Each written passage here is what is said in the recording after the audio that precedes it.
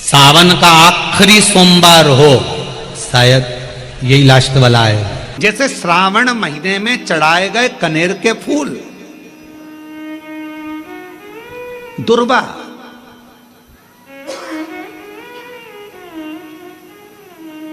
और हम सबसे कहेंगे, मान लो यदि कोई विशेष कोर्ट का केस चल रहा हो, कोई कोर्ट में कोई बातें चल रही हो, अदालत आदि में कोई कार्रवाई चल रही हो, कोई फाइल प्रशासनिक अधिकारियों के पास फंस गई हो और कुछ ना कुछ उसमें अपने को लगता है कि तकलीफ का प्रसंग है, तो हम कहेंगे शिव की आराधना करो, सत्यता पर जियो,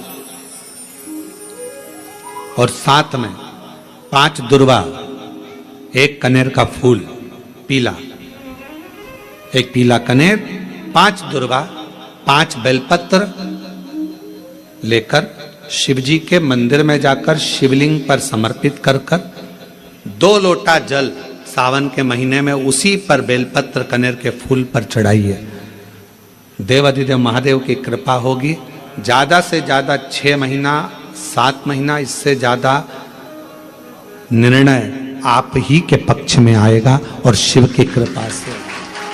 और इसमें एक बात और स्मरण रखें, जैसे कोई की प्रॉपर्टी है, कोई की जमीन है, और वो जमीन तुम्हारी कोई ने कब्जा कर ली या तुम्हारा नाम नहीं हो पाई या कोई उसमें लफड़ा हो गया या तकलीफ आ गई और पैसा उसमें अटक गया, उसके लिए भी कनेर का पुष्प श्रावण महीने के जितने सोमवार आते हैं, रविवारी, सोमवारी और भोमवारी, कौन कौन से बार हो गए? रविवार, सोमवार और मंगलवार, 3 बार। प्रथम दिवस में कनेर का 1 पुष्प लेना है, द्वितीय दिवस में कनेर के 5 पुष्प लेना है, और तृतीय दिवस में कनेर के 3 पुष्प लेना है। बेलपत्र 1-1 साथ में लेकर शिव जी को रविवार के दिन भी समर्पित करें, सोमवार के दिन भी समर्पित करें, और मंगलवार को 3 कनेर के पुष्प के साथ बेलपत्र लेकर बाबा को समर्पित करिए।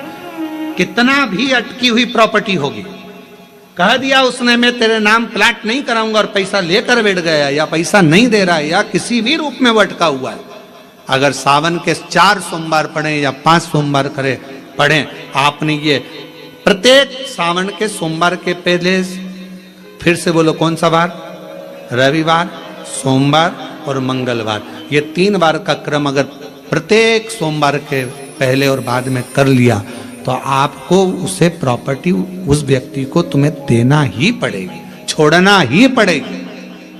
उसको खुद अपने आप में बेचैनी होने लगेगी, मुझे देना बुलाएगा, आपको जाना नहीं पड़ेगा, खुद बस फोन लगाया आपने, भैया हमारा करा दो, हमारा करा दो, 2 बार 3 बार अगर बोला, चौथी बार वो खुद बुलाएगा, बेचैनी बढ़ेगी।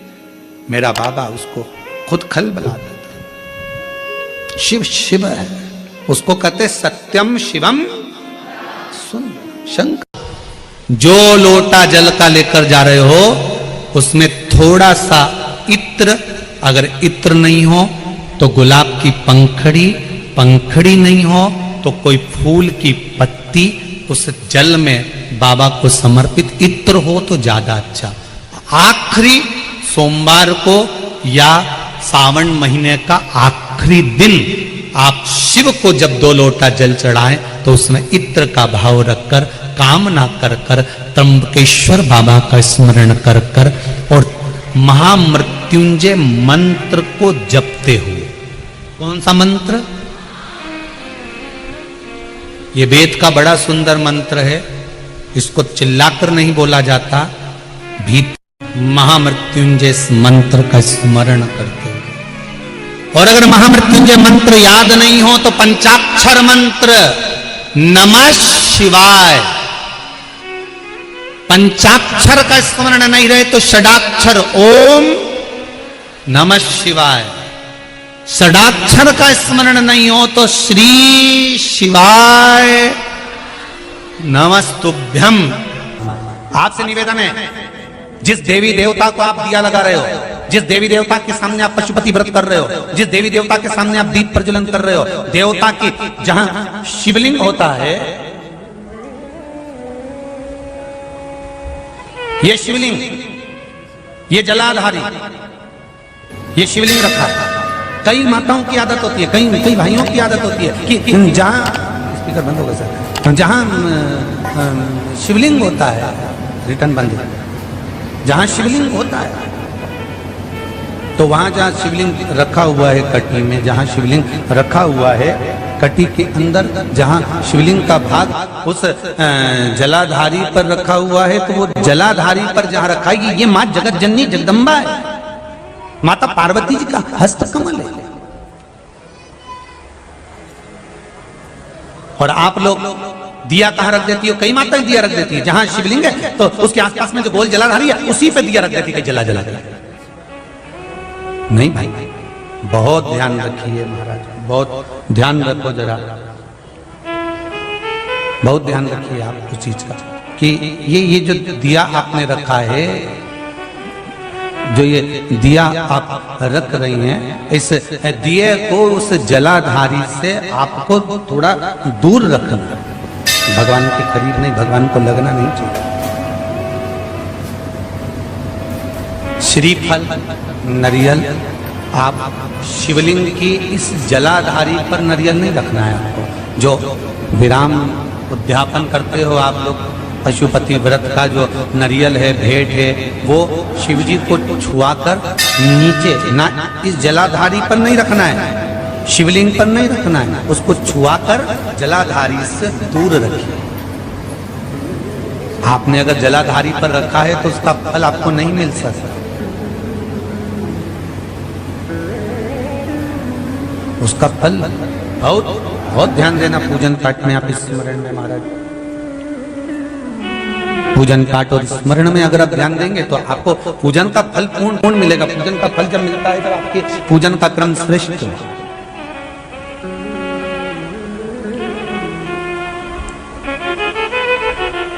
पूजन का फल तभी प्राप्त होता है महाराज, और उस पूजन के फल को हमें अगर प्राप्त करना है तो हमको श्रेष्ठता धारण करना ही पड़ेगा, हमें अपनी गलतियों को सुधारना पड़ेगा। जहां शिवलिंग रखा हुआ जलाधारी जो है वो पार्वती जी का, रिटर्न बढ़ाओ, पार्वती जी का स्थान है।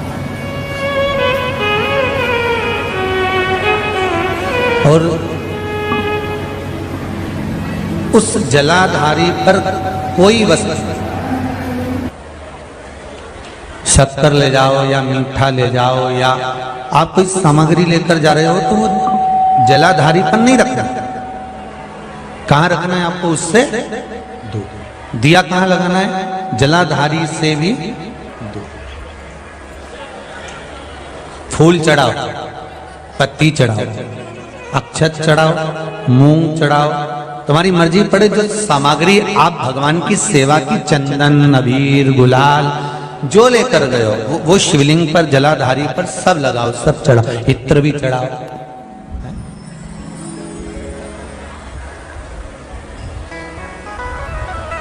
सब समर्पित करो।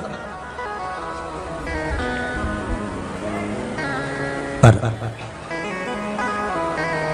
उस जलाधारी से थोड़ी दूरी बनाकर, उससे थोड़ा दूरी बना लें, उसके बाद आप रखें महाराज। थोड़ी सी दूरी बनाकर अगर रखेंगे, उनका आखिरी सोमवार हो, शायद यही लास्ट वाला है, सावन का आखिरी सोमवार हो, जो लोटा जल का लेकर जा रहे हो उसमें थोड़ा सा इत्र, अगर इत्र नहीं हो तो गुलाब की पंखड़ी, पंखड़ी नहीं हो तो कोई फूल की पत्ती उस जल में बाबा को समर्पित, इत्र हो तो ज्यादा अच्छा।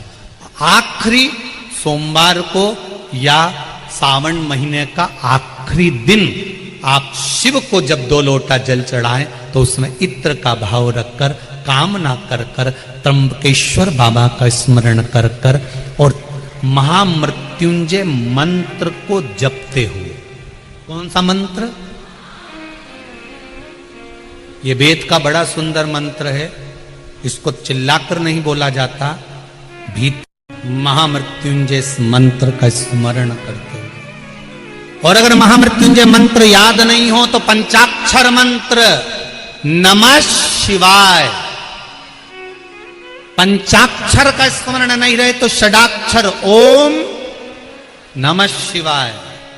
षडाक्षर का स्मरण नहीं हो तो श्री शिवाय नमस्तुभ्यम। आपसे निवेदन है, अशोक सुंदरी वाली जगह पर अगर आप समर्पित कर देते हैं, फिर आप जिस भी चीज के लिए अप्लाई करें, मेरा देवाधिदेव महादेव आपका हाथ पकड़कर खींचकर आगे बढ़ा ही दे। मेहनत करना, कर्म पूरा करना, पढ़ाई अच्छी करना, और पढ़ाई के साथ में विद्या अध्ययन करने के साथ में अच्छी मेहनत के साथ में देसी गाय का दूध भगवान शंकर को समर्पित करना, भगवान शंकर को समर्पित करना। देसी गाय का दूध धीरे धीरे धीरे धीरे समर्पित करना, भावों के साथ आप समर्पित करें। देसी गाय का दूध एक एक बूंद समर्पित करिए, धीरे धीरे समर्पित करो। और देसी गाय का दूध जब धीरे धीरे समर्पित करें, बड़े रास्ते से आनंद से धीरे धीरे जब आप समर्पित करेंगे, बेलपत्री वही दूध में सनी हुई बेलपत्र, अशोक डंडी का भाग शिवलिंग की ओर नहीं होना चाहिए। उस समय पर डंडी का भाग जहां से पानी बहकर जाता है अशोक सुंदरी की ओर से, वहां पर होना चाहिए। कार्य में सफलता मिलती ही है। शिव तत्व को धारण कर। सोमवार की अष्टमी का मतलब आपको इंदौर की कथा में बताया था, जिस दिन शंकर और पार्वती के मिलन का दिवस हो, और केवल एक माता पार्वती के अकेले मिलन का नहीं, 64 योगनियां तक भगवान शंकर से मिलने के लिए आती है। पीला चंदन लगा लेना। कितना लगाना है? बीच वाला जो पत्ता है उस पर पीला चंदन। जब आपको लगे कि मेरा जीवन बहुत कष्टमय है, अब ये रोग, अब ये कष्ट दूर ही नहीं हो रहा, अब ये आए दिन तकलीफ पर तकलीफ बढ़ती जा रही है, आए दिन रोग बीमारी, पैसा घर में बच नहीं रहा, बहुत कष्टमय जीवन है, इसमें लगाओ पीला चंदन बेलपत्री की बीज पत्ती पर। महाराज, और बीज पत्ती पर जब चंदन लग जाए, लगने के बाद में ये दोनों पत्ती पर लाल चंदन लगा लीजिए। इन दोनों पत्ती के बीच में जो डंडी का भाग होता है, आपको कहा था, आपको स्मरण में होगा शायद, हमने जब बेलपत्री की महत्वता बताई थी तो उस बेलपत्री की महत्वता में कहा था ब्रह्मा विष्णु महेश ये 3 हैं, बोला था। बीच में ये बड़ी पत्ती से लेकर जो 2 पत्तियां होती हैं, इनके बीच में जो जगह बचती है, इसमें मां पार्वती के 64 योगनियां, मां पार्वती अपनी पूर्ण सिद्धि के साथ में जितनी भी देवी के स्वरूप हैं, वो माता 64 योगनियां देवी के स्वरूप में यहां पर विराजमान होती हैं। 2 पत्ती के नीचे से जो डंडी होती है नीचे तक, ये पूरी डंडी में 33 कोटि देवी देवताओं विराजमान होते हैं इस पूरी डंडी के अंदर। तो ये बीच वाली पत्ती है, ये जो बीच वाली पत्ती का जो भाग होता है, इस पत्ती के भाग में शहद का प्रयोग कर कर, यहां पीला चंदन, लाल चंदन, लाल चंदन, शहद का प्रयोग कर कर, इसी तरह से पकड़कर ये बेलपत्री की जो डंडी है वो अशोक सुंदरी पर जब आप समर्पित करें, तो जहां से जल बहता है उस ओर पर इस पत्ती को चढ़ाकर केवल आपके हृदय की बात कहकर देवाधिदेव महादेव से कोई भी शिव जी का मंत्र, पंचाक्षर नमः शिवाय, षडाक्षर ओम नमः शिवाय, श्री शिवाय नमस्तुभ्यम, या महामृत्युंजय मंत्र, जो शिव का मंत्र हो आपके पास में, उसको बोलते हुए देवाधिदेव महादेव को धीरे धीरे जल की धार चढ़ाना प्रारंभ करो। जल की धार जब पूर्ण होने लगे, उसमें थोड़ा जल बचे, तब अशोक सुंदरी पर जो तुमने बेलपत्र चढ़ाई है वहां उस जलधार को चढ़ा। ये प्रयोग आपको केवल सोमवार की अष्टमी पढ़ने पर ही करना है। कौन से दिन करेंगे? जम के बोलिए जरा। सोमवार की अष्टमी पढ़ने। और धतूरे का फूल,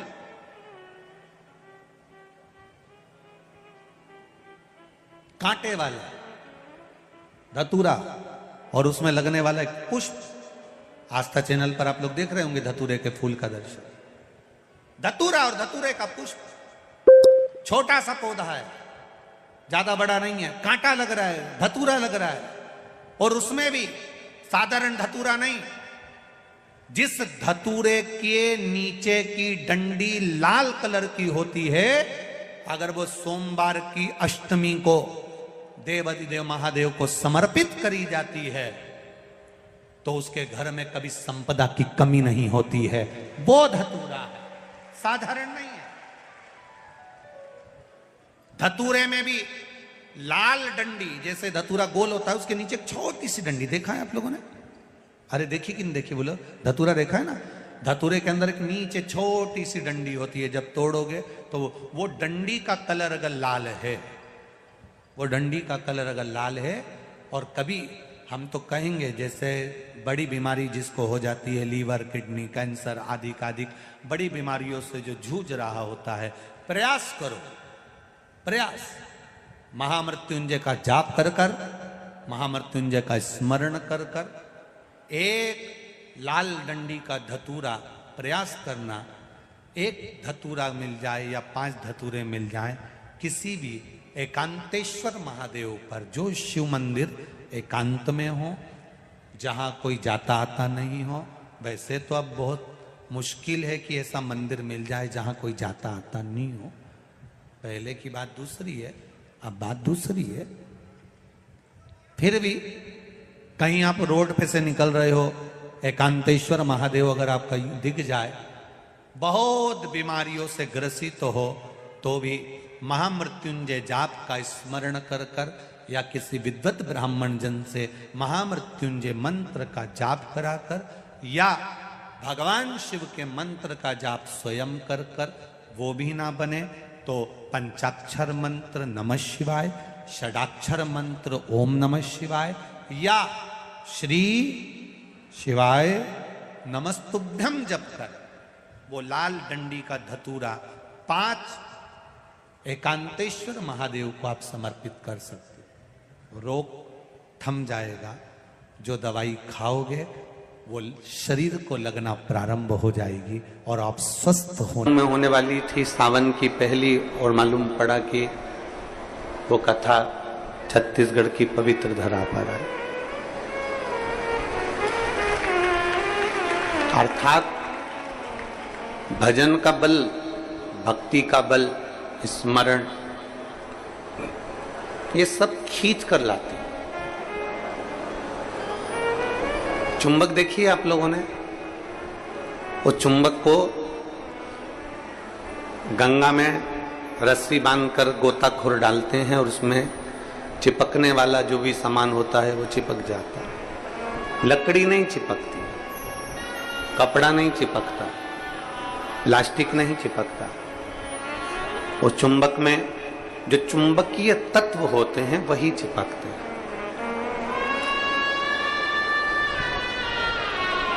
हम तो ये मानते हैं कि सावन के महीने में भी भोलेनाथ एक, जैसे लोग गंगा जी में चुंबक फेंकते हैं और उसमें जो चिपक गया वो चिपक गया, उसी तरह भोलेनाथ भी सावन के महीने में शिव महापुराण रूपी चुंबक को डालकर हिलाते रहते हैं। किसके भाग्य में है और कितने लोग चिपक सकते हैं ये उसी को मालूम है।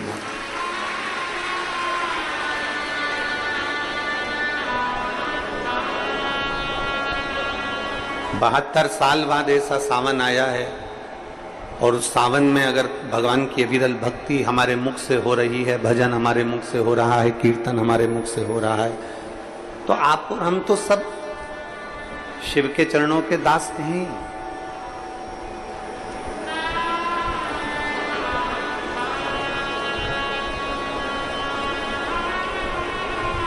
कहते हैं, शिव महापुराण की कथा कहती है,